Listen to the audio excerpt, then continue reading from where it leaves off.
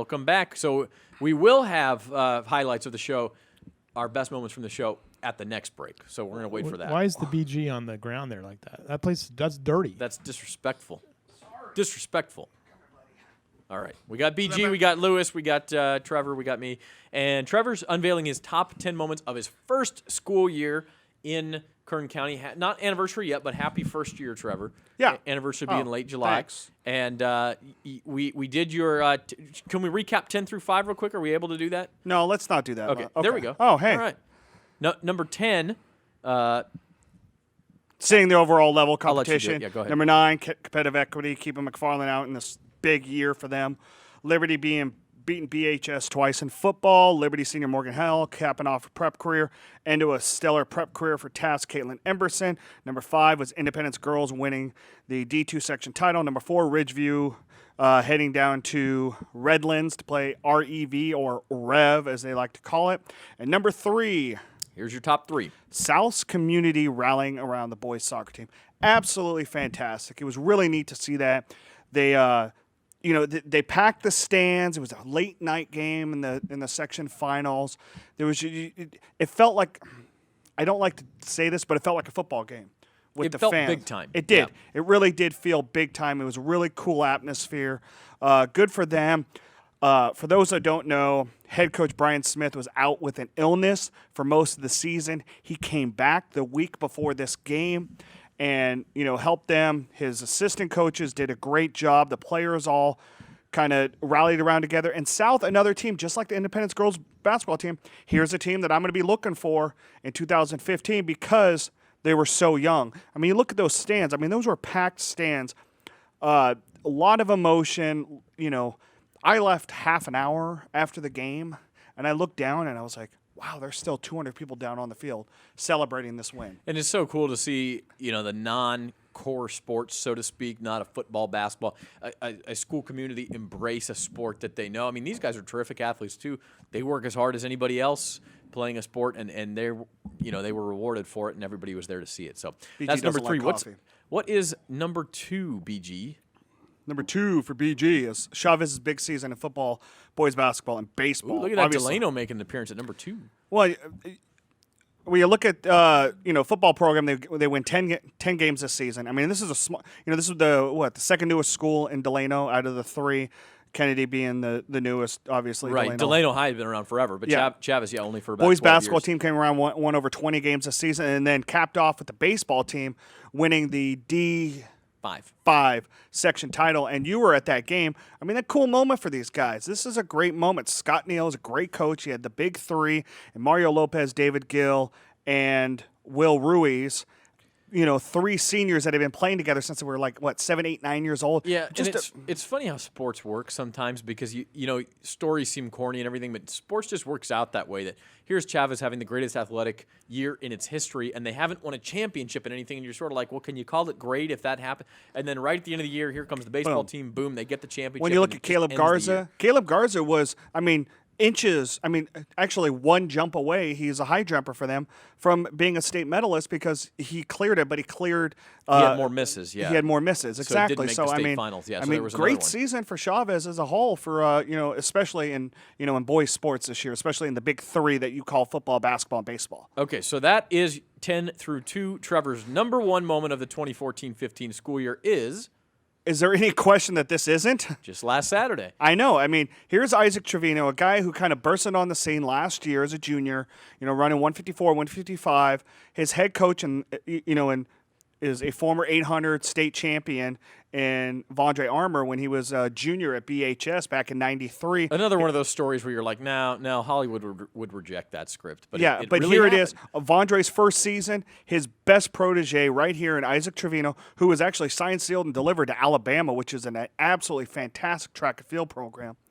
And here's Trevino, a guy who, 2 months ago was overlooked for the finals at the Arcadia Invite, had to run in the afternoon event and kind of used that anger and fueled it through the entire season. Won the section title by mere thousandths of a second over Conor Morello or Clovis. And then here he is in the section, in the state finals and gets a slow start, but it was all planned. Yeah, he wanted the slow start. He wanted the slow start because he was tired of guys taking his tailwind and he knew that he could outkick anybody in the field, and guess what? He did. Here it is. He gets taken over by the kid from down in San Diego area, and then Temis he's just like, Calcanio, and there's Morello there in third place right away, and then all of a sudden, here he goes, and it's a straightaway win for Trevino. And a great moment when Vondre Armour is kind of standing like right up there at the end of the finish line up in the stands. And right after it's done, Zach, I know you were busting around to go get an interview, but Vondre is like running around the stadium trying to find Isaac's mom. And I don't know who enjoyed the win more, Isaac himself or Vondre. And that's a fantastic photo of the two of them done by Felix Adamo. Yeah, and that's a fitting end to the school year for us in Kern County to have a state title in the 800 meters. So that was your top 10. Let's roll into my top 10 and get a few of them out of the way before our next break here. My top 10, a lot of the similar stuff, but I did have a few different ones. Number 10, Centennial Boys Basketball, great run, wins the league title, and then seemed to get better in the playoffs. They blew out Clovis East in the quarterfinals, and they get to the semifinals. It was actually a game you were at, Trevor, against Edison, and just a great basketball game. And I know Centennial came up on the short end of it, but this was one you'll remember, and especially the backdrop of a Kern County boys team having never made the D1 championship game since it moved to Selland Arena in 2005, and Centennial really almost. And the other backdrop to this is Edison probably shouldn't have hosted this game if all things were fair. All things were fair because you look at it, they played against each other at the end of November in a game that was supposed to be a regular season game, but at the last minute after the game was over, Edison's coach, and this is what we've been told. Obviously, Edison won't say it on their side, but we've got the Hernan Santiago showed us the text messages coming that said, no, we're going to change this to a foundation game, and then boom, that right there takes that game out of the equation for the Central Section Seating Committee. So if that game is seated properly, you got to think that Centennial's the home team in this game. I will say Edison does have a great logo on center court, though. That's pretty sweet. Same thing that they had over at Sunnyside for the football games right? too. Yeah, it's always because that's got to go back Mizzou. to some kind of Missouri nonsense, SEC. I'm just saying. Okay, so anyway, this was a pretty cool moment, I thought, and yeah, they came up short, but again, we're going to talk about. Will they be the number one team going into the? Yeah, we're going to talk about 15 and 16 in the last segment, and I the think Central Centennial Section, boys I don't know. Centennial may be the number one team in the Valley going into next year. We'll see if that. Now, Emmanuel's would be the other team down in Division 4 that would have a case there, but Centennial certainly in the conversation. So that's number 10. Number 9. How about North High cross country? Wins the section title. Boys and girls. That's my fault. The boys and girls cross-country teams both win the section title. Neither one had won it since the 1990s, early 90s. So a cool moment for the Stars, and that's a program that's been building for a really long time, and they get it done in the D3 Valley race. And you were at that one as well, Trevor. Yeah, that was a great moment, and they were really excited about it, kind of, bringing that whole, history of that program back together once again. Yeah, it's a great program, great track program too. And we've seen Curtis Threlkeld in here several times, and just sort of the end of several years of building that program. I shouldn't say the end, but the payoff, and maybe there's more to come for the Stars. So that's number 9, and you see some photos there of those championship teams. Lewis, you should wear those sunglasses. You should get a pair of those. I should, yeah. Yeah, You'd rock good. them. Yeah. So that's my number 9. Moving on to number 8. And number 8, you mentioned this briefly. How about baseball championships up at Visalia? A great weekend for Kern County. And really, you could almost add to this list. Golden Valley played a tough game before losing that one to Fowler. But Garces, Cesar Chavez, and McFarland all come away with championships. Oops, wrong video. That's my bad. This is girls basketball. But anyway, we mentioned Chavez winning the D5 title. Then Garces, which really kind of slugged its way through the SWYL. They went 5-10. But that's the advantage we talk about. Garces in the SWL and then moving down to a D3 to play. They played a great game, great title game against Ridgeview in Division 3. Really a game that turned on a real close pitch. Garces was down by a run at the time, and a real close 2-2 pitch was called out of the zone. On the next pitch, their catcher, who's catcher? Garces. Reese Males. Reese Males, that's right. Hits a 3-run triple to the wall to give Garces a 2-run lead, and then it went on to be a 6-run inning, and it ended up looking like a blowout. It was really a great game.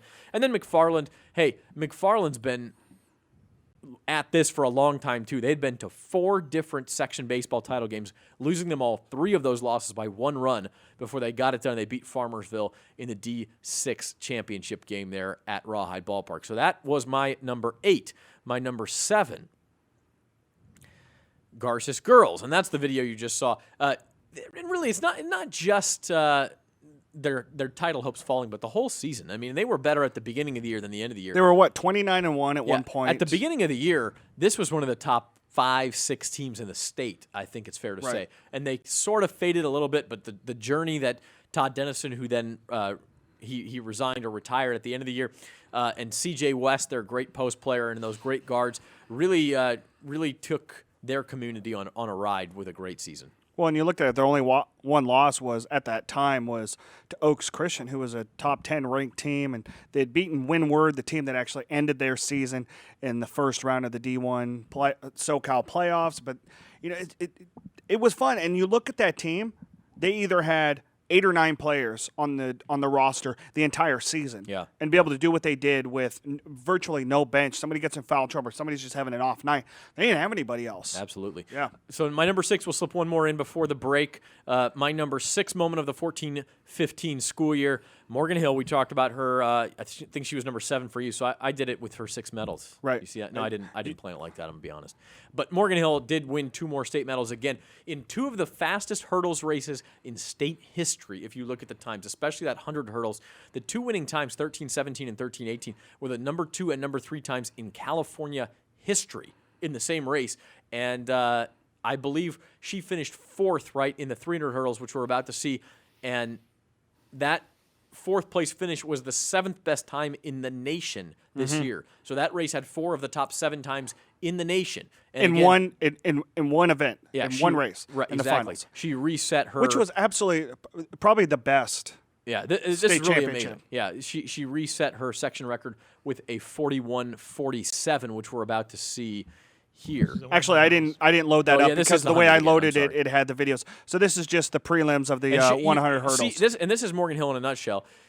Bad start, not that she always has bad starts, but she gets better as the race goes on. She nearly wins this heat because she was in last place after 5 her meters. form is absolutely flawless once she gets out of the blocks. To me, she's going up to the University of Washington. She gets in the 400-meter hurdles, which they don't have in high school, but they do in college. She will be a dynamo in the 400 hurdles if she continues to progress like she has. There's a picture that we had on Instagram of her that said it all. The strength that she has in her shoulders and in her biceps is really. That's actually. If you go back to that picture for a second, you can see her strength carrying her through in both those pictures. The top right and the center one. It's a whole body effort. It's a whole body effort, which is really what determines a really great hurdler. And we know Morgan is a great young lady. You guys as well, may have seen, by the way, one of the great track meets in California. Yep. Oh, it was unbelievable. I won't were you deny sad that. to miss it? Yes. Michael Norman was unbelievable. Michael Norman, absolutely phenomenal. And I think, Zach, before we go to break, that last thing, the last race of the day, the 1600 relay, where he looked like the bionic man running past everybody else in the field. He ran a 44-9 split, Yeah. by the way. But anyway, that's another story for another day. We do have great moments on the show all the time. Morgan Hill, we just talked about her. She's one of them. So we wanted to show you some of the great moments of the season in BVarsity Live as we go to break and as we come back from this break.